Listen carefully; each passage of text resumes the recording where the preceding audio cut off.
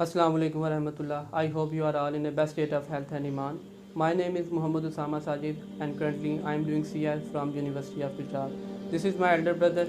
Yes, my name is Muhammad Awais Sajid and I am a software engineer. So आज मैं आपके साथ अपनी हम दोनों भाइयों की लाइफ चेंजिंग स्टोरी शेयर करना चाहूँगा कि किस तरह हम गुनाहों की ज़िंदगी से, अयाशी की ज़िंदगी से और एक ऐसी ज़िंदगी जिसके अंदर दीन का कोई नामो निशान ना था, उसको छोड़कर किस तरह हम सुन्नत रसूल सल्लल्लाहु अलैहि वसल्लम पर अमल पैरा हो गए। अब आप भी जानते हैं कि एक कॉलेज का स्टूडेंट जब निकल कर यूनिवर्सिटी में आता है वो ओपन माइंडेड हो जाता है, चूँकि घर वालों की तरफ से भी फ्री हैंड होता है और जिस तरह कॉलेज के अंदर रिस्ट्रिक्शंस होती हैं वो रिस्ट्रिक्शंस नहीं होती।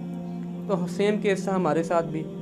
अब चूँकि हम दोनों भाई सेम एज के हैं और यूनिवर्सिटी भी हमारी सेम थी, इसकी वजह से गैदरिंग भी हमारी काफ़ी हद तक सेम थी। तो हमारा ये एक माइंडसेट बना हुआ था कि ज़िंदगी एक बार ही मिलती है, ज़िंदगी एक बार ही मिलनी है, इसको जितना चाहे जियो और इसमें जितनी चाहे आयशी कर लो, शौक़ पूरे करो इसके अंदर। वही ना, वो यूनिवर्सिटी लाइफ में ऐसा कोई फ़िक्र नहीं थी, हमें कोई टेंशन नहीं थी। वही है कि हमने बस ज़िंदगी में चिल करना है और दोस्तों के साथ लेट नाइट तक हैंग आउट्स करने और होटलिंग वगैरह करनी।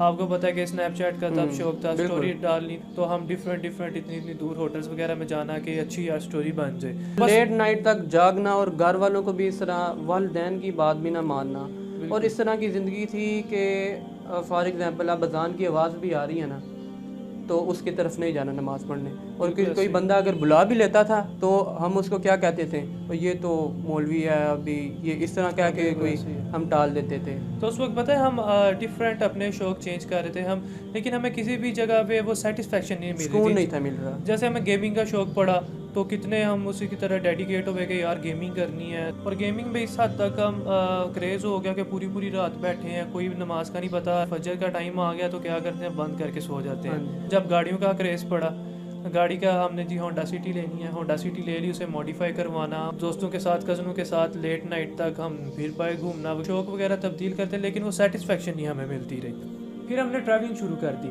और पता है हमने नॉर्दर्न साइड पे इकट्ठे कितनी जगह विजिट किया है। हाँ जी। और कुमरात का वाक़या जो सा था आपको याद है? कुमरात में ऐसा हुआ कि हम जा रहे हैं 4x4 व्हीकल के ऊपर, रास्ता काफ़ी तंग होता है नॉर्दर्न एरियाज में, काफ़ी जगह पे ना रास्ते बिल्कुल एक गाड़ी के गुजरने की ऊंचाई बहुत ही ना उधर पहाड़ पे, और साथ ही गाड़ी के साथ ही खाली होती है, और इस तरह का जो है ना वो सारा सीन और नेचुरल ब्यूटी होती है, देखने में काफ़ी अच्छी भी लगती है, लेकिन है बहुत खतरनाक रास्ता। और हम अपनी मौज मस्ती में जा रहे हैं, गाने लगाए हुए हैं और झूम रहे हैं जी गानों के अंदर इस तरह करके।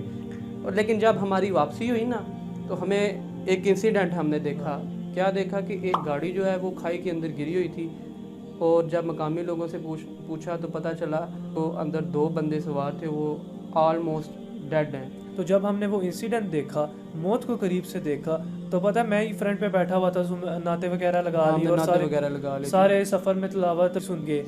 तो तब थोड़ा सा फील हुआ था कि यार ये हमारे अंदर क्या दोगलापन है कि हम पहले तो हम गाने लगाते आए हैं, मुसीबत में मौत को हमने देखा है करीब से तो हम अल्लाह का जिक्र करने लग पे, ये हमारे अंदर कंसिस्टेंट क्यों नहीं है। वक्ती तौर पे बातें जहन में आती हैं, फिर जब वो बंदा एक रूटीन वाइज अपने काम स्टार्ट होता है ना, फिर वो जहन से चीज़ें निकल जाती हैं। जैसे कि अल्हम्दुलिल्लाह हमारा अपना सॉफ्टवेयर हाउस भी है, तो मोहित साहब इनके क्लास फेलो हैं, बीटीसी के मेंबर हैं। हाँ जी। उनके साथ हमारी इंटरेक्शन थी क्योंकि वो भी वेब का काम करते हैं, हमारा भी इसी के रिलेटेड काम है। मोहित साहब ने एक दिन मुझे बताया कि मैं बीटीसी का मेंबर हूँ, तो मैंने बीटीसी का उससे थोड़ा जनरल डिस्कशन की, और उन्होंने बताया कि जो बीटीसी के सीईओ हैं ना उनकी लाइफ जो है ना बड़ी वेल बैलेंस्ड है, और उनको ज़िंदगी में सबसे बड़ी चीज़ जो है ना उनकी ज़िंदगी के अंदर सुकून बहुत ज़्यादा है। क्या हुआ कि एक दिन इत्तफाकन मोहित साहब की ऑफ़िस के अंदर कोई चीज़ रह गई, तो वो कुदरती सीईओ के साथ रिफ्लाई दोनों स्नैन साहब आए, तो उनसे हमने बातें शुरू कर दी।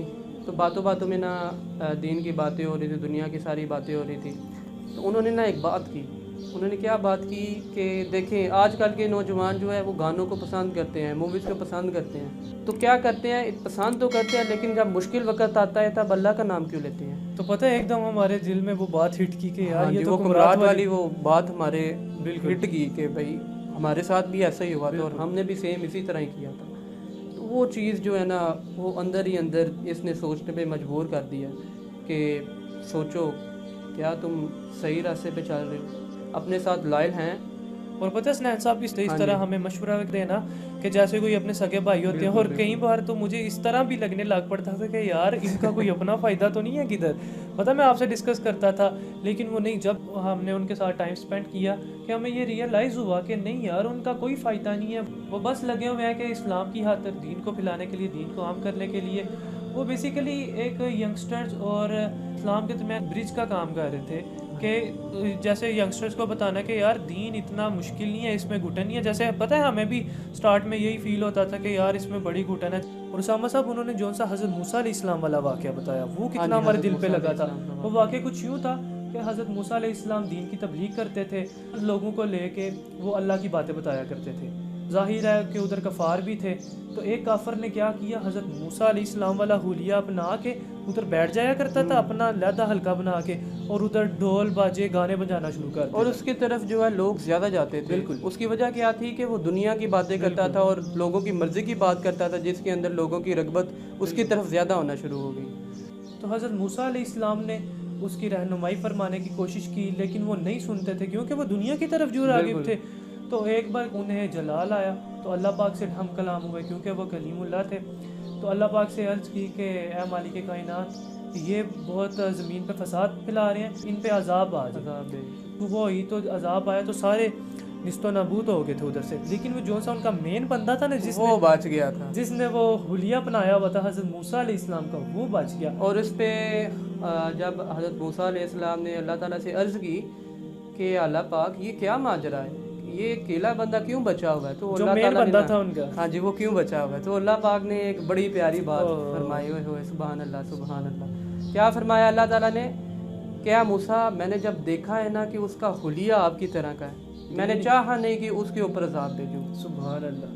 اور وہ بات جو دل پہ لگی نا، اس نے ہماری سوچ کو کافی حد تک تبدیل کیا. اس نے ایسا فرماتے ہیں کہ اگر حلیہ ہو انبیاء کے تاجدار سبحان اللہ صلی اللہ علیہ وآلہ وسلم، حضرت محمد صلی اللہ علیہ وآلہ وسلم کا، تو اس پہ کیسے عذاب آئے گا؟ ایک بات یہ نا، یہ نہیں کہ آپ حلیہ اپنا کے آپ جو مرضی کرتے جائیں. وہ یہ ہوتا ہے کہ جب جیسے آپ اچھے بندوں کی صحبت میں بیٹھتے ہیں، وہ ایک کہاوت بھی بنی ہوئی ہے، خربوزے کو دیکھ کے خربوزہ رنگ پکڑتا ہے. تو جب آپ کی یہ نیت ہو جاتی ہے نا، آپ کے اندر آٹومیٹکلی حیا آ جاتی ہے. وہ یہ ہوتا ہے کہ پھر بندہ خود بخود گناہوں کی طرف جاتا ہی نہیں ہے. تو میں اپنا بھی پرسنلی بتاؤں، میرے ساتھ بھی ایسے ہی ہوا کہ میں نے کوئی نیت نہیں تھی کی چینج ہونے کی، وہ خود ہی ساری چیزیں ہوتی رہی ہیں. تو اسی کے ساتھ ہمیں بھی چاہیے کہ روزمرہ کی زندگی سے تھوڑا ٹائم نکال کے اپنے اندر ہمیں جھانکنا چاہیے، اپنا مشاہدہ کرنا چاہیے، کیونکہ ہر انسان کو اپنے اندر اچھائی برائی کا پتہ ہوتا ہے. ہاں جی. ایک واقعات میں نے پڑھا تھا کہ جب انسان بہت زیادہ تھکا ہوتا ہے، اسے نیند بھی آئی ہوتی ہے، وہ سونے کی نیت سے لیٹتا ہے لیکن 2-3 بج جاتے ہیں، وہ صرف کروٹیں بدلتا رہتا ہے، سو نہیں سکتا. تو اس کا کیا وجہ ہوتی ہے؟ اس کی وجہ یہ انہوں نے لکھی کہ جو سی روح کی غذا ہے نا، وہ اللہ کا ذکر ہے. وہ روح بے چین ہوئی ہوتی ہے کیونکہ ہم نے تو اپنے ظاہری جسم کو دنیاوی کاموں میں گناہوں میں لگایا ہوا ہے، لیکن روح جو سی اندر، روح تو پاکیزہ ہے. اب جس طرح جسم کو بھوک لگتی ہے نا، اسی طرح روح کو بھی بھوک لگتی ہے. لیکن روح کو کیا بھوک لگتی ہے؟ اللہ کے ذکر کی بھوک لگتی ہے. اور جب اس کو اللہ کا ذکر دیا جاتا ہے، وہ سکون میں آتا ہے. یہ چیزیں انسان کے اندر ہیں، لیکن ہم دنیا کی لذتوں میں، دنیا کے اندر کھو کتنے، کیونکہ دنیا تو آپ صلی اللہ علیہ وسلم نے فرمایا کہ یہ ایک مسافر خانہ ہے. تو یہ اس چیز کی سمجھ آ جائے کہ اگر مسافر خانہ ہے تو پھر بندہ اس میں ایسا اتنا دل نہیں لگاتا.